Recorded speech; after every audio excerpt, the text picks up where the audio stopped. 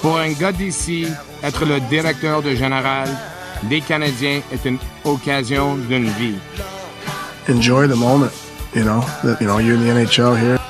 Working for the Montreal Canadiens is a dream. La plus grande franchise dans la histoire du hockey. If it was my last day on this planet, and you told me what would you like to do, I would want to be in that building on a Saturday night.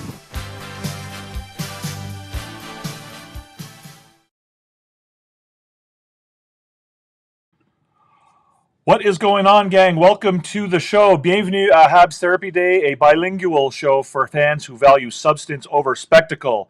Pas de rumeurs, pas de clickbait, juste de l'analyse sérieuse basée sur les faits. We offer informed, reasoned perspective about the Montreal Canadiens. Des points de vue réfléchis, loin du bruit médiatique. If you're looking for honest discussion and real information, vous êtes au bon endroit. You're in the right place. This is HABS Therapy Day. Let's get going. Let's get it started, guys and girls. Welcome to the show. Thank you for being here, all of you. If you're not subscribed yet, please feel free to hit the button below. Become part of our community here at Recliner Sports and HABS Therapy Day. We also do a show during the season called HABS After Dark, a post-game show about the game and about the Montreal Canadiens. So please feel free to join us. We would love to have you be part of the community and to join in the conversation. Today's show will be on the topic of the Noah Dobson effect. So we'll be talking about Noah Dobson and his trade from the New York Islanders to the Canadiens and what the impact is on the Montreal Canadiens, how it will affect the team, the roster, the organization, and the rebuild.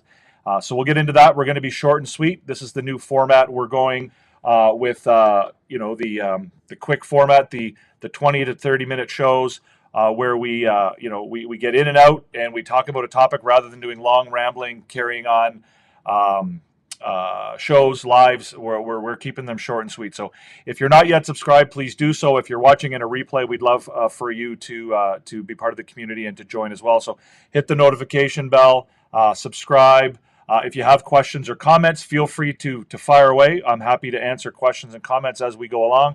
And again, if you're watching in a replay, feel free to propose your questions there as well. We will definitely respond to those also after the fact. I typically answer everybody's questions if you have them. So let's talk about Noah Dobson, one of the newest Montreal Canadiens, traded a couple weeks ago now, I suppose, in return for Emil Heineman and the 16th and 17th overall draft picks in the 2025 NHL entry draft.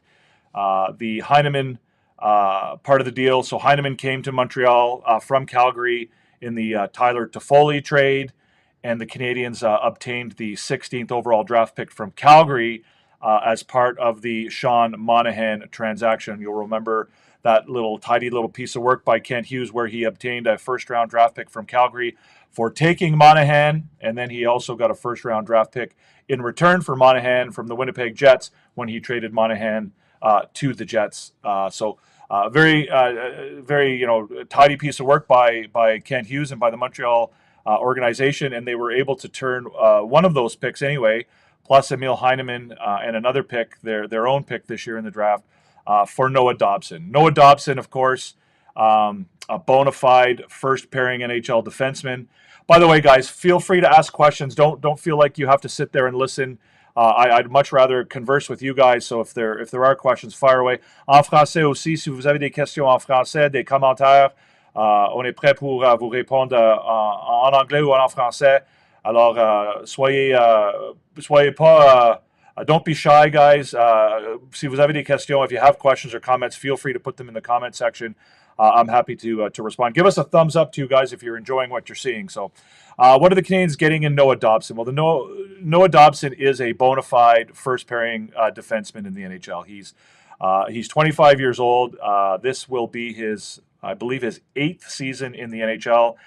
He came to the NHL right out of junior as an 18-year-old. He's got a lot of experience in the league, and he has demonstrated that he is capable of playing that first pairing role in the NHL. He's done that with the Islanders, and I would expect that he'll continue to do that with the Montreal Canadiens. Last year was a bit of a down season for him from an offensive production perspective. But I'm not sure that that's something we really need to worry about. There was a bit of turmoil with the Islanders last year. The team wasn't perhaps as good as people had hoped it would be. There were some issues around coaching and so on and so forth. So, I think, as far as, being overly concerned about the drop in point production for Dobson last year, I don't know that it's a huge concern. And certainly his, the remainder of his game was way up to, well up to par, despite the drop in offensive production. I think more importantly for Montreal is that Dobson fits squarely within the organization's rebuilding plan. Mark Boisclair asking me, do I think he'll play with Matheson or Gouli? Do I think Dobson will play with Matheson or Gouli?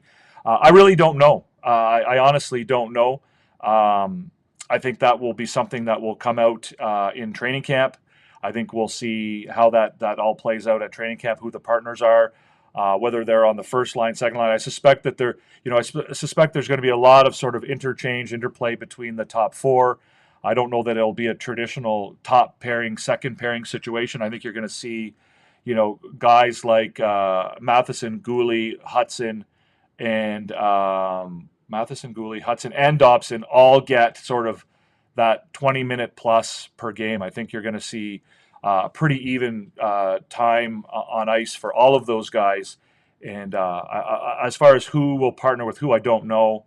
And I think it remains to be seen. We'll talk a little bit about both Matheson and Gouli as we go forward. So again, Dobson not only is a bona fide first pairing defenseman in the league, but he also fits within the the Canadiens' plan, their vision, their long-term rebuilding structure for the organization. As I mentioned, he's 25 years old.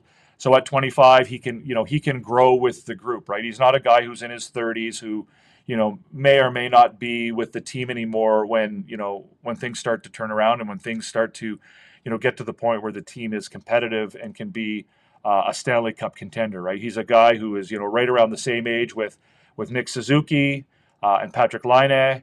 These guys are all in that, they're sort of, you get the really young guys like Demidov and Hudson and Slavkovsky, and then you've sort of got the next level, with Cole Caulfield, and then you've got the next level, which is kind of like your Suzuki and your now your Dobson and those guys. So, he's well within the organization. He wants to be in Montreal, right? The word is that when it came time to negotiate all of this, he certainly expressed through his agent that his desire was to be in Montreal. He chose Montreal over some of the other teams that might have been interested in acquiring him. He was it was a sign and trade, so they were able to sign him to the extension before making the trade. So he has an interest in being in Montreal. He was willing to sign long term. The Canadiens have him locked up at a pretty reasonable price at $9.5 million over the course of 8 years. $9.5 million might seem a little bit heavy right now in relation to some of the other defensemen in the league, but when you consider that over an 8-year run, then it's a pretty reasonable price to pay for a first pairing defenseman, and I think that will certainly bode well for Montreal as they continue down the road. And certainly, within the internal cap that I think the Montreal Canadiens would have set for themselves, right? As far as, some of the other players, they've got, Gouli under contract for 5 years at a pretty decent price. They have Slavkovsky is under contract now. Hudson's under contract. Caulfield's under contract. Suzuki. So, they're getting a lot of these guys under contract at a pretty reasonable price. And with the cap going up, I think it certainly bodes well for the team and for the their cap structure going down the road, especially when you consider that they're looking at extending Lane Hudson this year potentially or next year, and then the year after following with Ivan Demidov and having to pay him. And I think they're setting some good precedents within their organization for those guys, and they're creating an environment where guys are typically demonstrating to each other that they want to be there, they want to be with the team, and they want to be a part of what this team is building, right? And so I think it sends a message to the rest of the guys that let's all sort of work together and try and make this work, right? So when Lane Hudson goes to sign his extension, that, he's, obviously money is going to be important, and he's going to want to get paid a fair wage, but at the same time, it's not going to be only about money. One would hope, right? And I think that's that's part of the culture and the environment that the Canadiens are trying to create, is that there's some value in being with the group, and there's some value in building the team together, right? And that they're a group of guys that are pretty close knit and enjoy each other's company, and they make it fun for each other to go to the rink. And so when it comes time to sign a contract, they put some value on that. Just like some people put value on being in a warm climate. Some people put value on being in a market where maybe there's not as much media attention, right? There's value on that for those players. Maybe the Canadiens are creating an environment where there's value in being inside that environment. Also, I think that as far as personality and character goes, I think Dobson certainly fits the culture that the Canadiens are building, right? He seems to be a pretty gregarious guy. He seems to be a guy who gets along with other players. He's not a malcontent. He's a guy who gets along with teammates and doesn't seem to cause a lot of problems. So in that sense, I think he fits well within the Canadiens' rebuilding plan, and I think in that sense it's a success for Montreal in that they didn't sort of deviate from what they've been building upon over the last 3 seasons in order to bring him into the fold. Muck says, what role do the Habs expect from Dobson? He most likely won't be the power play quarterback, and I'm not sure if he kills penalties. He does not kill penalties, and we'll certainly talk about the other stuff as we get into the show, Muck, so maybe stick around and we'll talk about that here in a second as we get into sort of the effects or the impact that Dobson will have on the roster and on the team as a whole. Mark Boisclair says, I've heard some people say he's not that strong defensively, especially for a number 1 defenseman, but would you actually consider him bad in his own zone? Or is it that he's just not elite compared to other top guys? I think it's probably more the latter, Mark. His numbers are good as far as his defense goes. I think just like with a lot of guys who are more offensively driven, a lot is made sometimes when they make mistakes. The example for Montreal would be the way that the Canadiens fans respond to Mike Matheson, right? He can do 100 good things, but when he makes a big glaring defensive mistake, that's sort of what everybody remembers.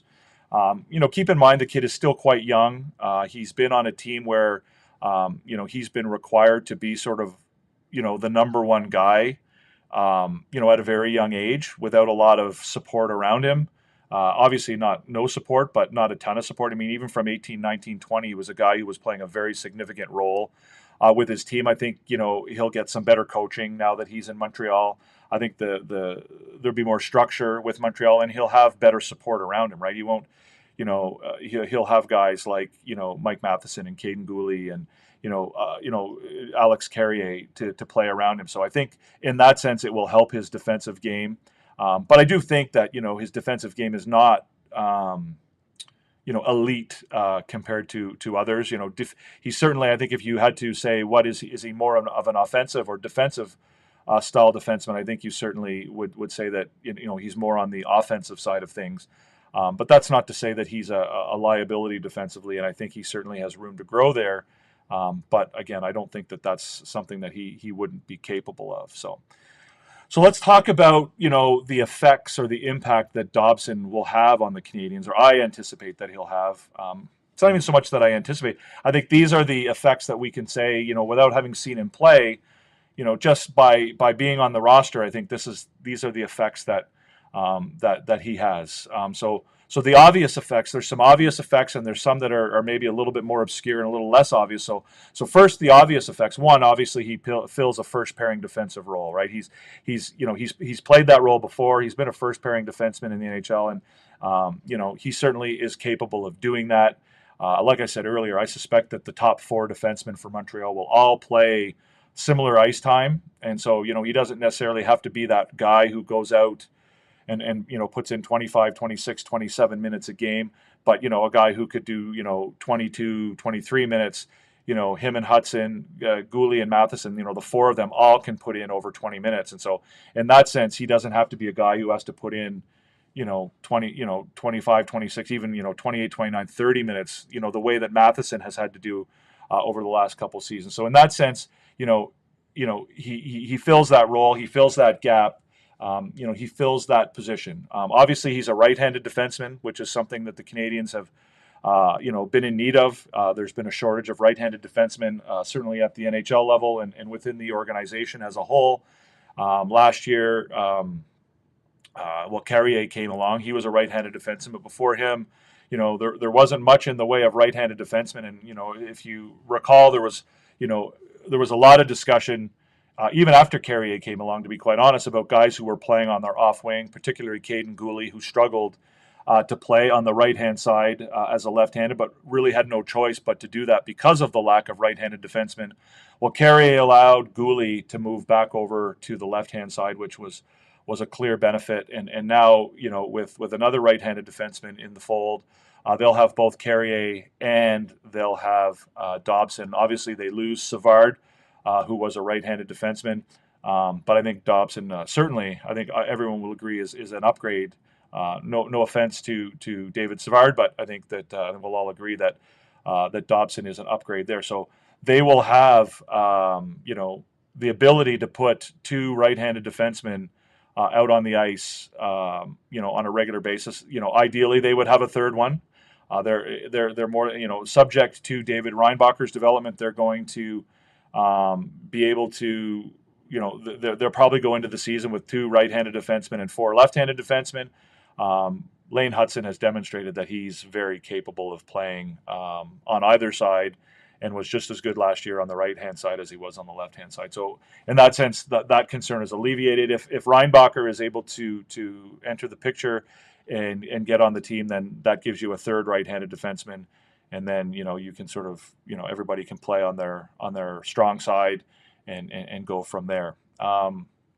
He's a power play guy.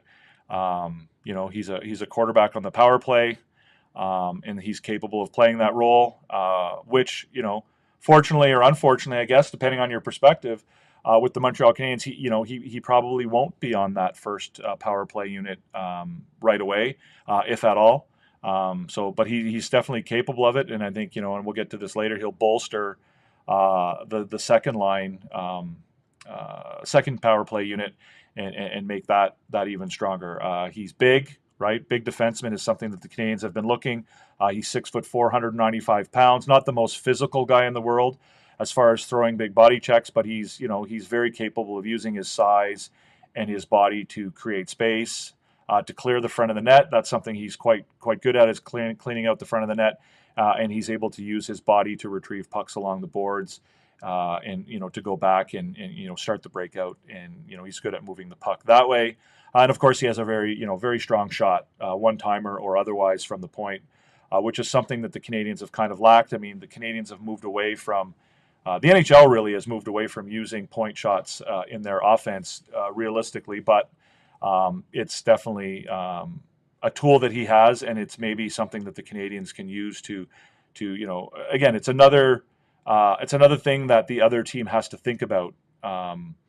We all know that when Patrick Laine is on the power play, that the other team almost has to commit one of their penalty killers to covering him. And when you've got a guy like Dobson on the point with a shot like his, you definitely have to have somebody who is covering that, and that creates space for other guys, particularly on the power play.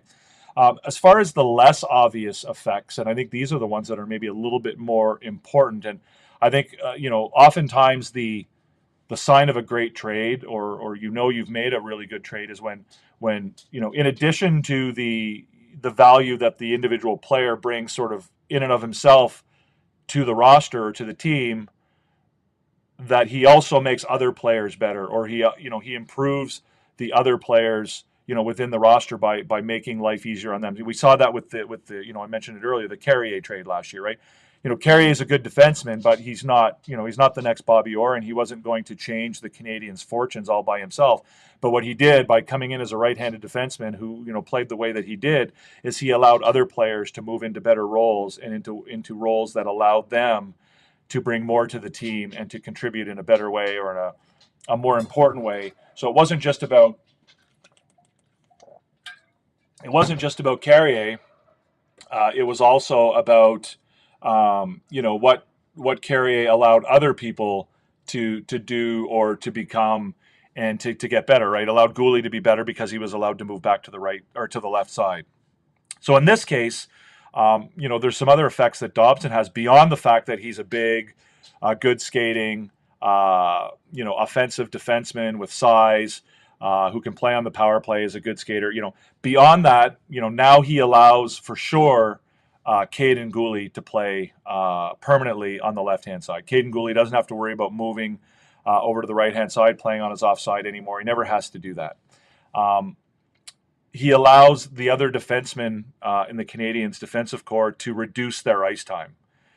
He allows the other defensemen to their roles become less burdensome, I guess. And I think Lane Hutson, I think will benefit positively from that. But I think more importantly, it's Mike Matheson that will benefit from that. Mike Matheson won't have to be playing 25 minutes plus on a regular basis anymore. Dobson will allow him to reduce his ice time. But more importantly, I think what it'll do is it'll take away the responsibility that Mike Matheson has to be an offensive driver on the team. Mike Matheson doesn't have to be an offensive defenseman anymore. And I think what gets Matheson in trouble from time to time, and what a lot of fans are critical of him about, is the fact that, obviously he can make some, he doesn't make a lot of turnovers, but he makes pretty glaring ones at time. And I think that the reason for that is that he is being forced to play so many different roles on the team, right? He's power play, penalty kill, 26, 27 minutes a game at times. He's a guy who has to do, has been for the last 3 years, a jack of all trades. He's got to do everything all at once for the Canadiens. He's got to play all of these different roles. And so by adding Noah Dobson to the lineup, you allow Mike Matheson, one, to reduce his time on the ice, but you also allow him to focus more on the defensive side of his game. He doesn't have to be, obviously Lane Hutson helps with this as well, with the offense that Lane Hutson brings, but Mike Matheson does not have to be an offensive driver on the team like he has been in the past, right? We saw 2 years ago when he had 60-plus points. He doesn't have to drive the defense from the back end. He can leave that work now to not only Lane Hutson, but also to Noah Dobson. So he can focus on the defensive side of his game. And frankly, if you're paying attention last year, you will have seen that at times he did that, right? There were times last year, especially against some of the top teams in the league, and some of the better players in the league, where Matheson kind of abandoned or put his offensive game on the back burner and focused strictly on being a shutdown guy. And frankly, he did that very, very well at times last year. Like, there was a period, different periods of time last year where he went on 4 and 5 and 6 game streaks where, he shut down a number of the best players in the league. And he definitely has that ability in him to do that. But unfortunately, he couldn't before focus solely on the defensive side of the game. And now with Dobson coming in, he can now focus a little bit more on the defensive side and not be so worried about also being a guy who has to play on that second power play unit, or, even at the beginning of last year, play on the first power play unit and provide all kinds of, offensive flair. So still a very good defenseman, but he just doesn't have to worry about doing everything anymore, right? He can focus on, certain aspects of the game and be good at that. Dobson's skating is underrated. I think Montreal will be faster in transitions. Absolutely, Muck. And I think that's important as well, right? Dobson fits the style of play that Marty St. Louis is trying to bring to this team, right? This team is very, very big on, in the other team's end, they're very big on forecheck, creating turnovers in the opposing end, and turning those turnovers into offensive chances. And in their own end, they're very, very big on killing plays, creating turnovers in their own end, and then transitioning the puck quickly the other way. Right? We heard all the talk at the beginning of last year about the new defensive system and how certain players were struggling a little bit with figuring out their reads and how to be in the right place at the right time and how to, create those plays. But the defense is predicated, or the offense is predicated on turning the puck over and then transitioning the puck the other way quickly before the other team can recover. And Dobson is a guy who can do that, right? With his size, He can create turnovers. He can, turn the puck around in his own end quickly with his skating and with his vision and his hockey IQ. Much like Lane Hudson, right? Lane Hudson, usually is able to get the puck in his own end. Everyone says he's too small and he's going to get beat up behind his own goal line, but normally he's able to get back there quickly, either avoid the contact or make a play quickly enough that nobody else is able to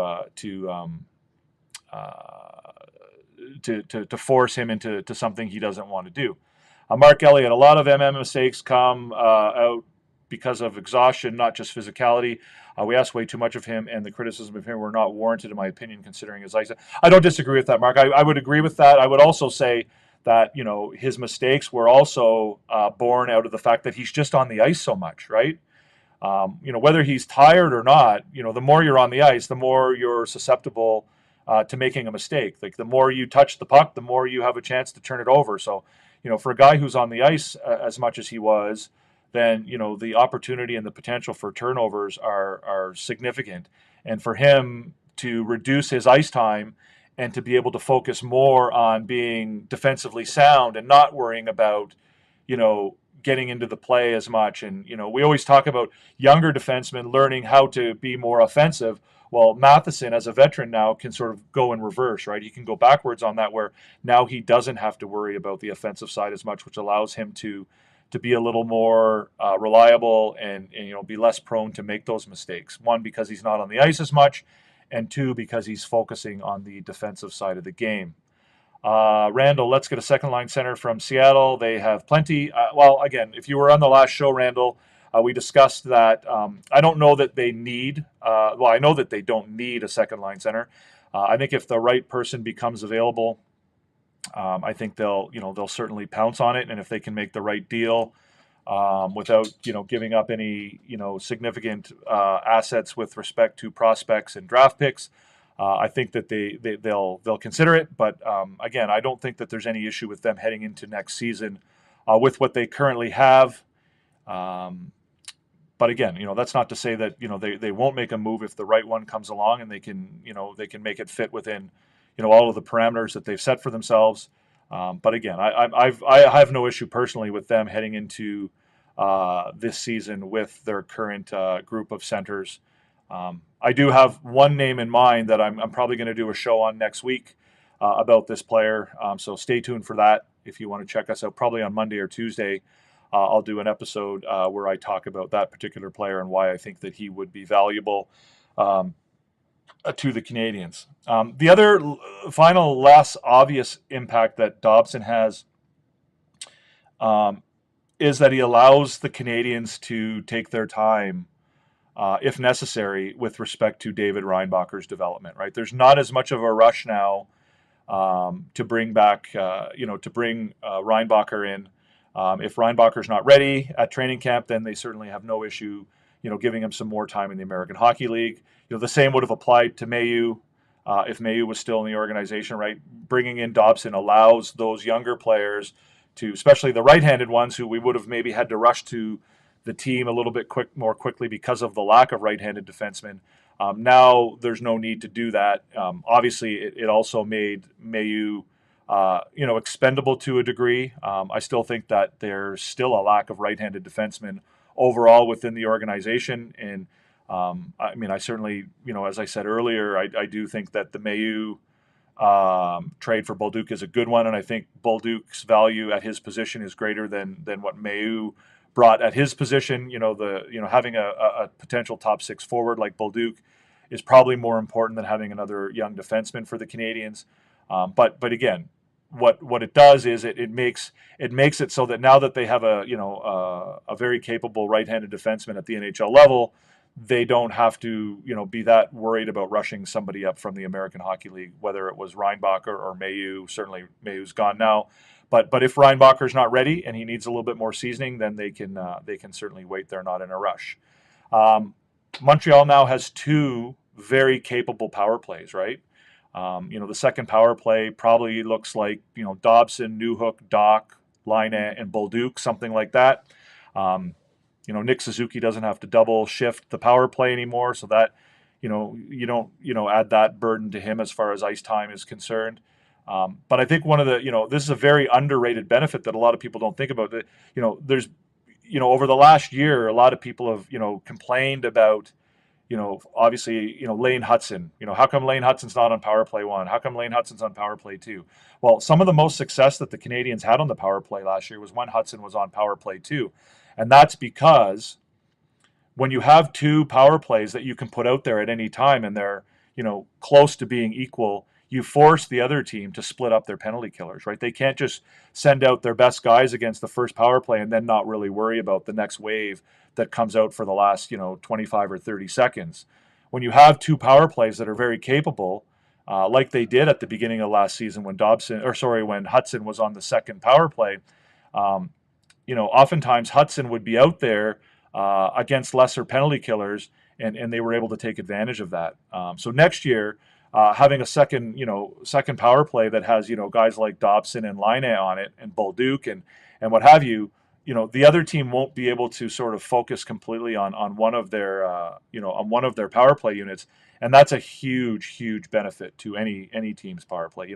Sometimes it's, easier, it's better to spread things out a little bit than it is to, put all your eggs in one basket. But in this case, they've got enough eggs to fill 2 baskets, if I can sort of, stretch the analogy that way a little bit. So, yeah, so Suzuki doesn't have to play on both power play units. The other team has to focus, on killing the entire penalty and not just sort of the minute and 15 or minute and 20 seconds or whatever, that your top power play is out there. You've got 2 top power plays, and the other team has to really concern themselves with both because they're both very productive. So, allowing the players to play in their right, the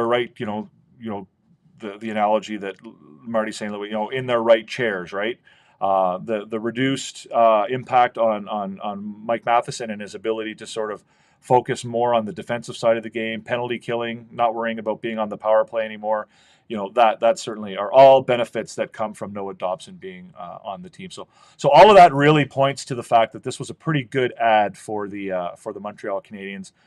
Again, we've seen some pretty good ads by the team since Kent Hughes and Jeff Gorton took over, and this is just another one, right? Not only does Dobson bring his own talents to the team, but he also makes the other players better as well by virtue of allowing them to play in more proper roles. Muck, are you worried about the draft picks Montreal gave up, considering they were Eklund and Aitchison? Obviously, I think that Eklund and Aitchison is probably better than I thought would have been available when they picked there.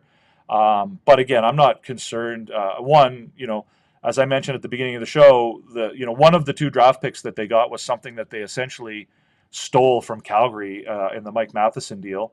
Emil Heineman is a guy that they were able to get for Toffoli. Emil Heineman's obviously going to be, somewhat of a loss. Obviously, I think he contributed really well to the team last year. Definitely, before he got injured. Would it be nice to have Eklund and Aitchison on the team? Yeah, it would be, but those guys are probably not going to contribute at any, real degree, in any real sense to any NHL team for, 2 or 3 years. Whereas, with Dobson, I would have been more upset if Dobson was a guy who, was, 30 or 31 and was, signed to a 2 or 3 year contract and was kind of viewed as a bridge or a Band-Aid to keep the group together until other guys could come along. But Dobson steps in, and at his age, he becomes part of the group, right? He's not a Band-Aid. He's a guy who now, joins this group and can grow and build with the group. Engstrom played both sides last year. Could he be the solution at right D if Reinbacher isn't ready, or does Engstrom need more time? I'd rather he stay in Laval a little longer. I don't think they're going to need a right-handed D this year, even if Reinbacher's not ready, and that's kind of one of the benefits that comes out of having Dobson, right? Without Dobson, then you're much more concerned about bringing Reinbacher into the mix, and previously you would have included Mailloux in that as well, right? Heading into the season with just one right-handed defenseman, with Savard retiring, would have not been a great scenario for the Canadiens, and so there would have been a lot of pressure on Mailloux and Reinbacher to make the team, or Engstrom for that matter. But as it stands now, with Dobson there, I think they're more than happy to go, Dobson, Gooley, Matheson, Hudson, Carrier, and then either Jackeye or Struble, right? So they don't really need to worry about bringing in another right-handed defenseman. Lane Hutson, his style of game really doesn't matter what side he's on. And, if you've listened to him talk, he said that last year, by the end of the season, he felt more comfortable on his offside than he was on his strong side. And, he only really moved to his offside in, February-ish, when Gooley got injured, I think. I don't know when that happened exactly, but so in that sense, they don't really need another right-handed defenseman. Obviously, organizationally, you'd like to have more right-handed defensemen.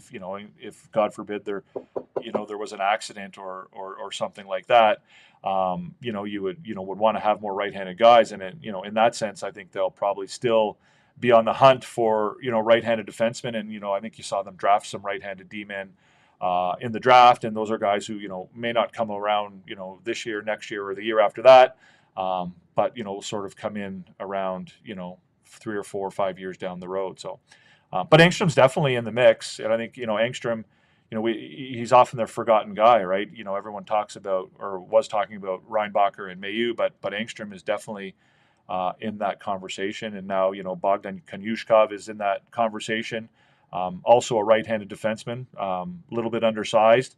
It'll be interesting to see how his career plays out. He's still got under contract, I think, in Russia for a little while. It'd be interesting to see if he tries to come over and play in the American League or what have you. So anyways, that's pretty much it for today, guys. That's what we're talking about. That's Noah Dobson, right? And that's some background on Dobson and what he brings to the team, and not just what he brings to the team, but how he affects the team, right? The title of the of the show today was the Dobson effect, right? So the Dobson effect goes beyond just what he is or what he brings himself personally to the team. It's how he impacts the entire roster and the entire lineup. And I think in that sense, he's he's a difference maker. In a lot of ways, the ways we all talked about, how he makes other players better, how he allows other players to play more appropriate roles, and to sort of, this is a team game, right? And the Montreal Canadiens are going to be contenders, and they're going to sort of, reach their ultimate goal of becoming perennial Stanley Cup contenders when they're good as a team, right? You're not just going to have, that's, it's not going to be like the Toronto Maple Leafs where you've got 4 guys who, carry the load and are, making, half your salary cap and are relied on to do everything. And, nobody else really is able to do it, and it hurts them when it comes playoff time. Edmonton Oilers, right? The Edmonton Oilers are a good team, and I'm not saying they're not, but Leon Draisaitl and Connor McDavid can only do so much, right? And Ivan Demidov and Lane Hutson, if they become the players that they appear to be capable of becoming and becoming NHL superstars, the Canadiens are not going to be able to win on their backs alone, right? They're going to need to succeed as a team and as a group. So Dobson does that for Montreal. I think he fits their plan. He fits their vision. He fits the rebuild. The rebuild is not over, guys.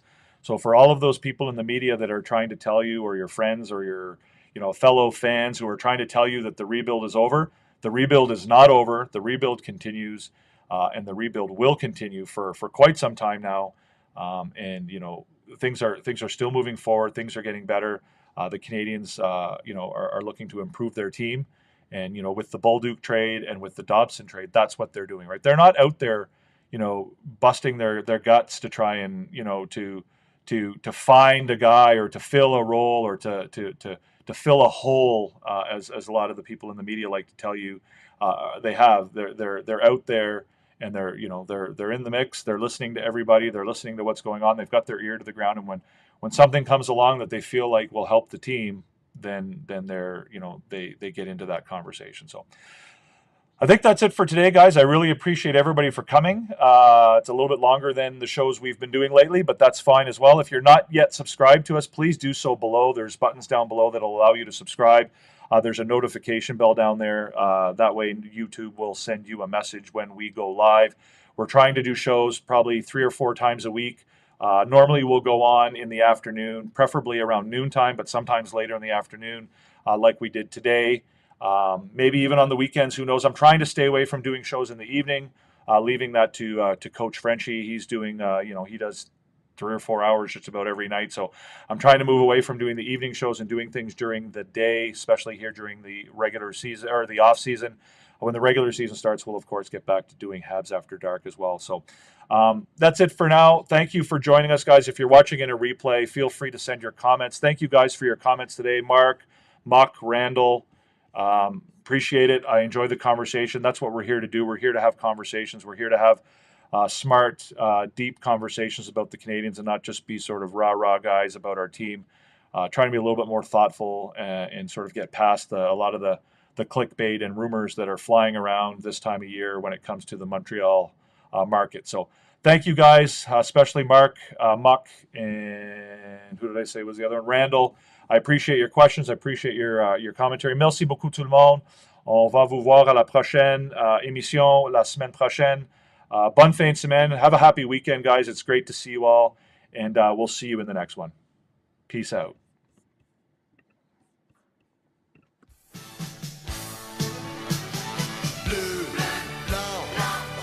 Pour un gars d'ici, être le directeur de général des Canadiens est une occasion d'une vie. Enjoy the moment, you know, you're in the NHL here. Working for the Montreal Canadiens is a dream. La plus grande franchise dans la histoire du hockey. If it was my last day on this planet, and you told me what would you like to do, I want to be in that building on a Saturday night.